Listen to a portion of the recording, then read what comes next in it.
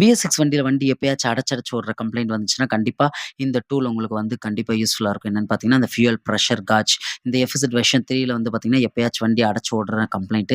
இந்த வண்டியில இப்ப எவ்வளோ பிரஷர் இருக்கணும்னா, இந்த கை வைக்கிறேன் பார்த்தீங்களா, விரல் காமிக்கிறேன் பார்த்தீங்களா, அந்த 40 பிஎஸ்ஐல இருக்கணும். ஆனா, இந்த வண்டியில சில நேரத்தில பார்த்தீங்கன்னா, எவ்வளோ பிஎஸ்ஐ அந்த பிரஷர் வருதுன்றத இப்ப நான் உங்களுக்கு ஆன் பண்ணி காமிக்கிறேன். இப்ப பார்த்தீங்கன்னா தெரியும். ஆன் பண்ணோனே இந்த வண்டியோட பிஎஸ்ஐ பிரஷர் எவ்வளோ இருக்குன்னா, 0 டூ 20க்கு நடுவுல தாங்க நிக்குது. 40 மேல வரணும்.